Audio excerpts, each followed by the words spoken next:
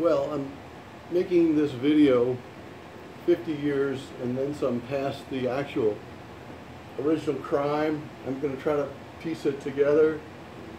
It's a really complicated thing for me. My name is Robert Morey. I was born Clarence Morrow Vaughn IV and was adopted by the attorney William O. Guthlin. And I was about 12 years old, I think, when the name change went into effect. This was at my mother's request that I changed my name from Vaughn to Guthlin. Vaughn, as it turns out, was a much better name, but it's all very confusing. I am going to tell you that I believe that I have been a torture victim of a mystery cult, and it involves an entertainment conspiracy. The details of it are unclear, and I have made a lot of hopefully logical inferences.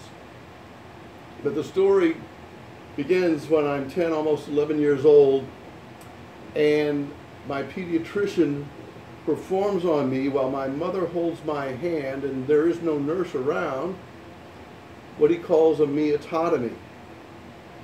This involved excising a fennel seed size snippet of flesh from my pee hole under anesthesia, a local.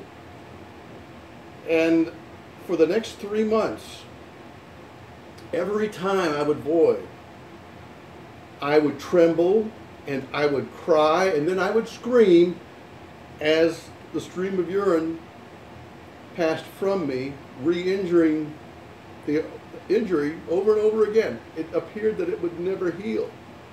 And this lasted for 3 months, an entire summer. And it turned me from well-balanced, friendly people to weird, to really strange people. And made me hate my parents forever. They did nothing about it. It was obviously something gone wrong. And it's kind of funny, 50 years on, I learned the details of how it was wrong. They have a thing called a meatotomy. They tell you that your pee hole is not big enough. It needs to be wider for voiding. And they're supposed to, according to this scenario, cut a slit and that's it. But it would just heal right back up. It's all a lie. And it's covered Dr. Sternberg, Louis Sternberg, who performed this mayhem. And, well, this led to some serious complications, profoundly disturbing complications. When I first, in the 7th grade at Ballard High School, was made to get naked with the boys in the gym, I burst into tears. I couldn't stop. It was just going and going. I'm trembling because everything relating to the nakedness and the penis and is going to make me unsteady. I was normal in every way, like all the rest, but I'm crying. So maybe I'm insulting so many others who, that's not big enough, or what is this, And this snowballed in my relationships with others. How funny it would be that I would make friends with a rock drummer, Robert Sprouls, and he would be so well endowed, and his brothers even more well endowed, that they stood apart from all the rest that you'd see. They'd be the ones that you go to in the locker room and point to him and say, wow, look at that, and they're gathering around and stuff. But was this a coincidence? Because Sprouls began to predate on me, and the fact that I had these jitters about sexuality. And I'm looking back on this and I'm thinking, they're trying to set me up for a role of homosexual. And they need me to come out of the closet. What would cause this kind of confusion, this problem for a person? And so that's what I think they were trying to do. And so this fellow's a rock drummer. And I believe that the Sprouls family were installed by the Soviet Union. The colonel, his father, was the placement officer at the University of Louisville. And I'm running into entertainment people in my life and future celebrities in my youth, and none of it's a coincidence. There's a lot of talk and awareness now about secret societies and the big power in the world, the Bilderberg groups and the different international bankers, etc. And one of the categories of the conspiracy of power and influence is bloodline. And I have been told that I'm a direct descendant of Daniel Webster and Thomas Jefferson. My grandfather, C.M. Vaughan, would tell me that I'm the only white male descendant of Thomas Jefferson. You know, why isn't our name Jefferson? I don't know. I'm just being told this. I don't know. But a sufficient number of people believe this. Maybe my mother believed this. Maybe my mother had become an insider with the help of my father, C.M. Vaughan, and didn't like it. And maybe her whole family, the Mibilis family, didn't like it. Maybe they hated it. And maybe they just want to torture me for possibly being this person they say is going to be very important in the future. It's inevitable. And it's kind of funny. My grandmother, Trudy Vaughan, and Grandpa Vaughan lived on Seneca Valley Road right next to the Cowleys. And Grandma was great friends with Ann Cowley, the owner now of the Commonwealth Bank. Now these were upper class homes, but they weren't mansions. And there was no looking into the future of there being some sort of big money connection. I guess Ann's worth $500 million or more now, right? And she was, I mean, we were just very close. And I was friends with her little brother, Jimmy. When I would go to my grandmother's, we'd play together. But that relationship ended when I'm like 12 years old. And it's replaced, he was, by others. Robert Sprawls, and by Kelly Moran, who is now Dennis Miller, the comedian. And is this an accident? And I'm thinking Jimmy is not who they tell me he is now. I haven't seen him in all these years. He's going to be working at the bank somewhere doing something, right? But I think he's James Belushi, I think. I think he's a famous comedian or actor. I think it's James Belushi. But they're not going to tell me. They've cut me away. Also, getting back to my family may hate me for being this bloodline that they're telling me that I can't prove, or disprove even, and haven't tried, don't know how. I lost my great toe in my Uncle Bill Mibilis's lawnmower. And this was when I was almost 13 years old. Well, Bill Mibilis, the founder of the Industrial Oxygen and Equipment Company here in town and the Industrial Acetylene Company, he'd lost fingers in his punch press. So he was a guy without fingers, now become a guy without toes, related to machines both owned by him. Did they rig a machine to cause an accident? Because the lawnmower, and this was really sad. This is the first time I've ever cut lawn. And he's telling me, my father, Bill Gutham, how to do this with this lawnmower. And he leaves and goes inside. And not 2 minutes later, I've cut my toe off because I'm pushing this lawnmower and trying to pull it back, but it doesn't come back. The wheels are locked, and even though we're going up a grade, and I pull my foot under the lawnmower, and I lose my big toe. Maybe they had an insurance deal. But, you know, and this is about the same time of year that the myotomy happened. For all I know, it was on the same day. There was no insurance for me. I got no money from this, and no Social Security now. I get no Social Security. No one even bothered to listen to my complaint that, well, I have a sleep disorder caused by the loss of the toe. It's a permanent sleep disorder. Some days I'm sharp as a tack, and other days dull as a hammer. Some days I don't sleep at night at all, and others I get deep sleep. So it's something with the biorhythms, circadian rhythms, and it's permanently ruined. There's no help for me here, and I've proven that I'm a shiftless worker. I can't really get a job and hold a job because of these problems I'm describing to you here. Well, so Kelly Moran, Dennis Miller, okay, he comes to Ballard. Now he's the witness to this event in the gym class, the first day of gym, where I'm crying because we're naked, and he has the locker next to me, and this is how I meet him. Is this good? Is this going to be any good?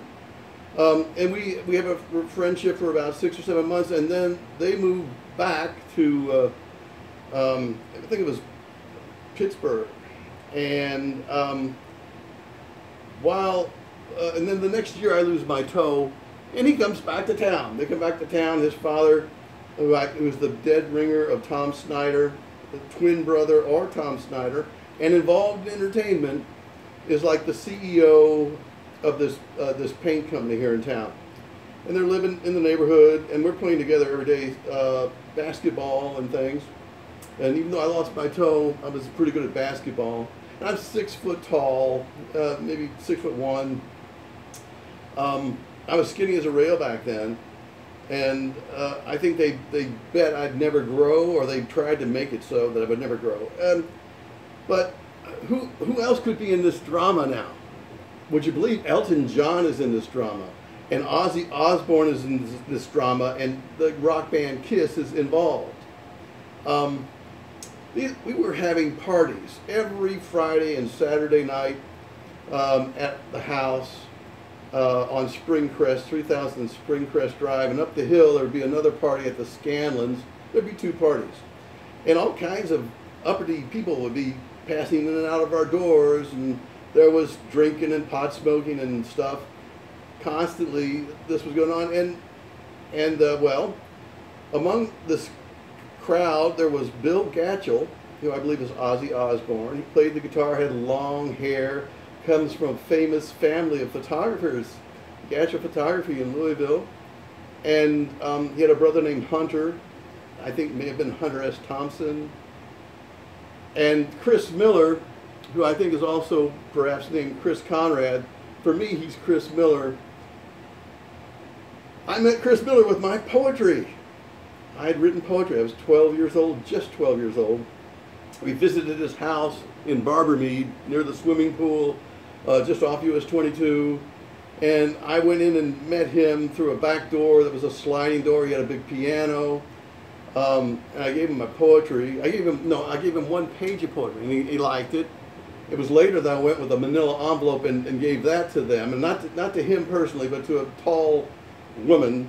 Could have been his mother, could have been his lover, could have been his sister, I don't know. And it would be by the end of my senior year that I began to hear the music I had written, the words, the lyrics, that would be logically worth $100 million or more. And then there were a lot more lyrics that I wrote that wound up ascribed to other writers and groups by way of Robert Sprawls. Robert's going to help me. He's going to, we're going to be partners, and I'm giving him this poetry because he's got these rock connections. And I used to sit and listen to their rehearsals in the garage and around town, Kiss. And but now that I hate my parents, we're getting back to the meototomy and now the loss of the toe, and how my mother held my hand and they would do nothing about Dr. Sternberg, and there was no consoling or understanding me. I'm thinking, because I believe I've learned somehow that the Morans are TV people. They're the Hollywood people, and they're coming to save me from my mad parents. This is God's work. He's going to use Kelly and Kevin and Martha and Mary, the Morans. Now he's going to use them to save me from my crazy sadistic family. But it doesn't work out that way. It works out that I'm trying to impress him with ideas. I'm becoming an idea man, because if I sell him on how good my mind is at ideas, well, they'll help me and I'll get free. But it doesn't work. My ideas get stolen. And it gets so, like, anytime I have an idea, it's their idea. They thought of it first. And it's kind of a situation with Sprawls and Miller or Kelly and like in a movie called Drugstore Cowboy with Matt Dillon. He's Bob, and his partner is Rick. And they put down scores at pharmacies because they're dope heads and dealers. Well, Bob is telling Rick that, this is the way we're going to split up the money, and he uses false mathematics. Like, Rick, you don't even understand percentages. So what I'm telling you, you got to accept because I'm the boss. And so it's very humiliating for Rick, and Rick is supposed to absorb, you're such a stupid, you don't know anything. I know everything. I must do everything for you. Well, they break up, and later Rick has his own crew, and he does much better. But that is just kind of giving you an idea of how I'm being treated. Sproles and Miller are both hardcore gangsters. They have gangster personalities, and there are others in this group, and they're all gangster personalities, which means they have no moral compass. They're reprobate. They're not fair, and they have a tendency to believe things, whether they're true or not, because they need them to fit. This Robert Sproles character thinks he's trying to convince everybody I'm stupid. Well, and everybody should know that I'm not. I'm very smart. I'm well respected in my high school. I'm smart.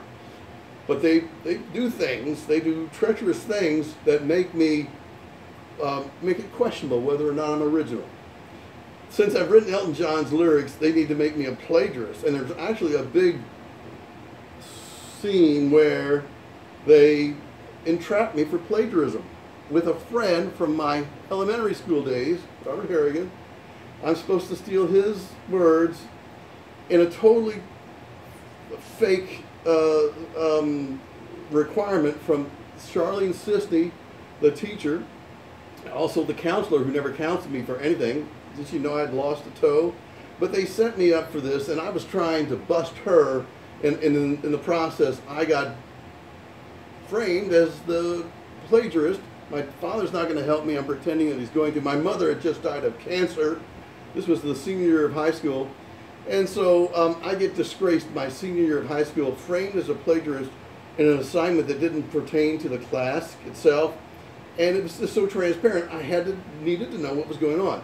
They needed to discredit me as an original person because they're stealing $100 million and then some worth of lyrics and also ideas that become movies, all ascribed to other people, other names that are, my plagiarists of me, of my intellectual property. Gosh. Well, so what can I say? My mother dies intestate, and I don't get a dime. And then my grandfather Vivalis, or rather my grandfather Vaughn and grandmother die, and they don't leave me anything. And my millionaire uncle Bill Vaughn of E-Town and his sign company leave me not a penny. And it goes on. My uncle Bill Middlis, whose lawnmower cut my toe off and who was maimed himself, left me no money. Then he dies, and Uncle Louis, his brother, and they may have killed him, Bill and Frank, my grandfather and uncle, may have killed my grandfather Bill Middlis, who started the company to take it over. Well, they took it over, and then that company was sold, and never did I get a penny of any money. My uncle never left me any money, and my grandfather never left me any money, and I think faked his death. I think he could have been alive. If he's alive now, he's like 110, something like that. But he faked his death way back in 1986, and changed his name, and they lived together in a house in a higher section of town. Frank was always very low-key, humble type of CEO, a humble type of president. He was the president of the company, the Industrial Action Equipment Company. And but it's all horrendous that he left me without any friendship. And then in 1984, I was drug raped by Charles Stahl and Robert Sproles and a female pharmacist whose name I have never learned, and with Rohypnol, and started with a pill and a cup of coffee and ended with injections, and I was being held in my apartment while they did things to me, and they stole from me The first manuscript I ever wrote was on bullshit. And it was a very 28-page handwritten manuscript, something like that. And it turned out to have been published by a Cambridge Don named Frankfurter, Harry Frankfurter. And I learned about this in the early 2000s, 2002 or 3, by remembering something about it and calling the library and saying, is there a book, is there anything called On Bullshit? And there was my paper. They stole my paper. And I, meanwhile, am struggling. I was amnesiac for 12 years after the Rohypnol rape. I was really, really gone and didn't remember the rape itself for 12 years, and slowly bits and pieces of things came back. And during that period, my mind was unshackled of all kinds of these evil memories where I'm crying in the men's gym class there with the Miatotomy-induced thing and the lost Matoba. And my mind is like a tabula rasa, and I decided, well, now I'm surely going to be nothing in life, nothing professional. The only thing I should do is try to become an artist and follow my bliss, and the thing that interests me most is polyhedrons. And I undertook an independent study of polyhedrons and making models, and at the end of the day, I'd made 100+ original discoveries in polyhedral space configurations, and they are still off the charts. And I mean, some of the most profound discoveries in history. So I reinvented myself and discovered a genius that began to erode as my memory returned.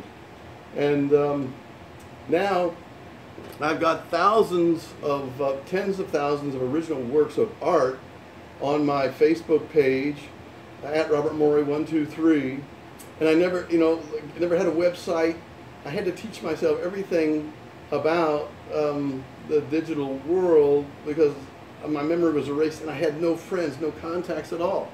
Everyone was gone from my life except my Aunt Catherine Miblis, and occasionally Bill Guthman, my father, Bill, the guy who adopted me. And, well, he supposedly left me like $1 million, and there's like 2/3 of that maybe. And with the stock market, however, I should be at least $800,000, but I'm marginalized, and I don't see $20,000 a year, and I can't get a lawyer to really look into it. But it's a matter of public record. Bill Guthman's will and testament. I mean, you can figure out I should be having some money, but I don't, and I'm totally controlled by the bank. And I tried to change banks. I couldn't change banks. And meanwhile, there's a Commonwealth Bank. And I thought, well, there's my salvation, Ann Wells Bank. The Callies will save me out of this. But I think Ann told me just bluntly that I missed it. I missed the opportunity. I should have been a bank teller, and we take it from there. So I've done nothing but struggle and triumph. The art that I do, I'm the most original artist in the world, just about. It's arguably true. Bounded space drawing is a mathematical design breakthrough. You'll find it on my page. You'll find these examples. It's one of the biggest ideas in human history. And I'm responsible for quite a few of the biggest ideas in human history, while this guy, Robert Sprawls, is convinced I'm innumerate, or I'd had damn well better be, and don't have a thing on the ball. More recently, and this is going to end the video, and this is really crazy, for 30 years now, because of my connections, I suppose, and because I'm creative, I've been pinning ideas, inventions, products, art schemes, all this stuff down in books, in notebooks.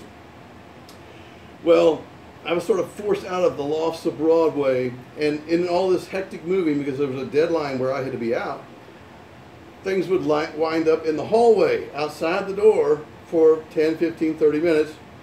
At one point, my suitcase with these folders, these notebooks, were there in the hall, and they were stolen. 30 years, I mean, it might be $1 billion worth of ideas to the right person, But most of the ideas were like already 20 years old, and a lot of them had already been thought of by others after me, but they had money to make things happen, and I was without connections to do anything. Well, the suspect is a fellow that went to Ballard High School. We lived down the hall, Michael Snow, Jewish boy. His father's a lawyer. There's almost no doubt that he has the stuff. He has the, you know, they would probably have more value as a book of ideas that a person developed over years than the ideas as such right now. He didn't get all of them, though. I still have a book. And he didn't get, they were looking for the math discoveries. And they may have gotten them earlier because the book, one of those books went missing earlier. And I'm thinking that was a guy who strung guitars, or there's a word for it, a Lothario is not it, it's lovely, right? But it's like this, he was down the hall also earlier, he came and left, and this property of mine disappeared.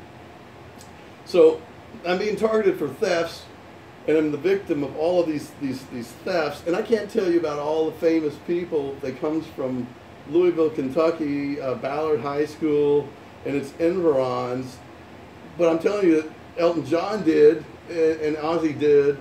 So this is like a hot spot. This is why I can't get published in spite of being so talented. You'll find me to be what I say. I'm not making things up. And so I'm thinking Elton is Chris Conrad. He would be Phil Conrad's son, who was a very big businessman here in town and in the world. Phil Conrad. He was my father's good friend. And I think Elton John was my father's friend too. And in fact, Ozzy was his friend. All through Dr. Scanlon up the street, that was another nexus. Like Ozzy is the Prince of Darkness, well, so too was Bill Guthman called the Prince of Darkness.